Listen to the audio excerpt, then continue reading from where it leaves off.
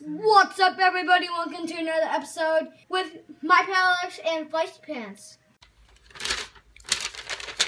What's up, everybody? Welcome to another episode of Alex's Toy Show. From the home front, cheering for the Yankees, pulling out every last stop. We're looking at the picks for WWE. Get the F out. Battleground. We're looking at Battleground. Whoa, how about that draft? Who saw the draft? I saw the draft. I was with the guys, Grim and the Ninja Twins and Attack Slug, and we were watching the draft, and then I said, I'll link you the video I did before the draft, and I said how awful it was going to be. SMH. Roman Reigns, Dean Ambrose, and Seth Rollins are fighting triple threat for the heavyweight championship. Dean Ambrose is the current champion. He's the current champion. He's going to remain the champion as picked by this guy. Darren Young versus The Miz for the Intercontinental Championship. I like Darren Young. I like how they made him great again. I don't know that he can pull this off. He had a good, was it a match? I don't know. It wouldn't have been a match. It was probably a tag match. Now hold on, player. They had themselves a tag team match. I can't do the Teddy Long. And he got Miz in the chicken wing, and it was looking pretty bad. I feel it's going to be a good, entertaining match. I just feel the Miz and Maurice are here for a reason, and it is to stay the champion. And that shall be that. However, a little more popular on my radar is Zack Ryder versus Rusev, and I feel Zack Ryder is taking this. Looking pretty good. There's some old faces coming back. If they do it right, I'm okay with it. And I think Zack Ryder's pulling this off. There's no reason to make him champ for a day, only to start this giant story about how he's going to get it back, and then not have him get it back. That's too stupid.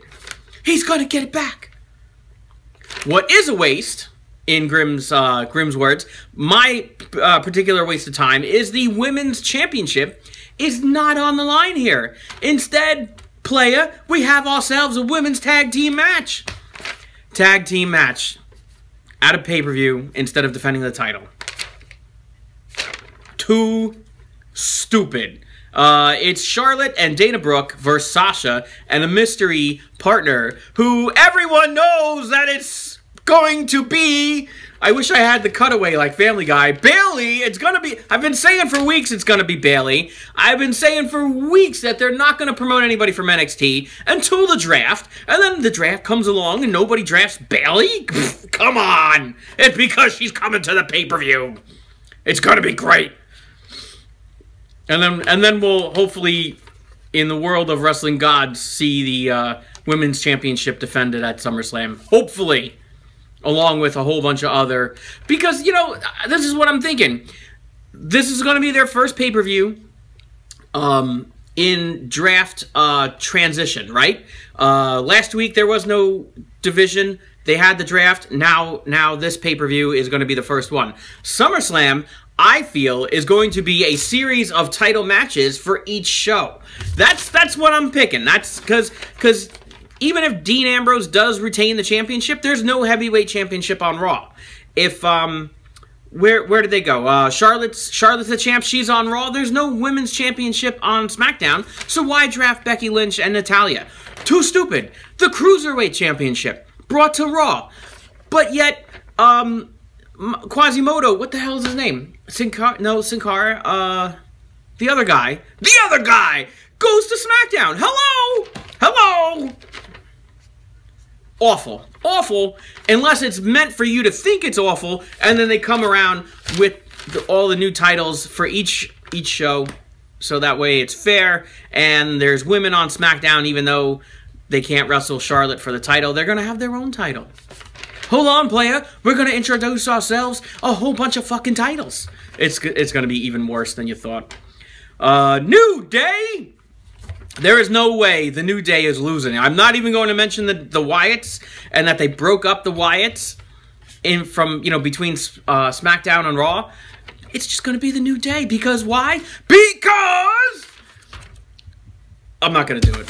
I was gonna do the whole New Day Rocks, but they do. They just broke the record for holding the tag team titles the longest of all the time, and they're gonna hold on to it. John Cena, Big Cass, and Enzo. Enzo and Cass are like my favorite tag team right now. Them and the New Day. I don't know which one I like more. But they're teaming up against AJ Styles and Neil and Bob. Now, I don't like them. I don't like them at all. And I feel the faces are coming around on this one. Not only because they separated AJ Styles from Neil and Bob on SmackDown and Raw, but because Finn Balor, who was also part of The Club back in the day in another country, is now on Raw. No, wait, did they go to Raw? They went to Raw. Styles is on SmackDown. So could they have a multi-show club? You heard it here, folks. You heard it here first. I don't think anybody else has picked that. I watched other people's predictions. I'm like, no, that's not how it's going to happen. John Cena, Enzo, and Cass. There's going to be a hilarity of entrance performance by Enzo and Cass. John Cena still isn't going to get it because he's a friggin' goof, and I think he's just playing into the role. But they're going to be hilarious. Who saw Enzo and Cass's whole segment on Raw? And Cena's in the ring, and Enzo and Cass come out, a New Day comes out, and Xavier Woods is going on about catching Pokemon Go. Oh, by the way, I play Pokemon Go! Jesus, stop asking!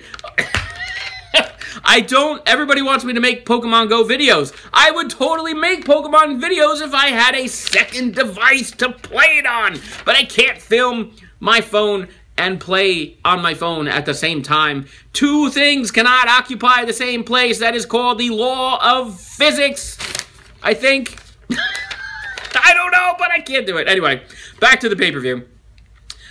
Jericho is going to interview Randy Orton on the highlight reel. Randy Orton, we have not seen Randy Orton since like the 1990s. He's been out with injury forever, and he's got a big match announced at SummerSlam against Brock Lesnar. Wait till you guys see this.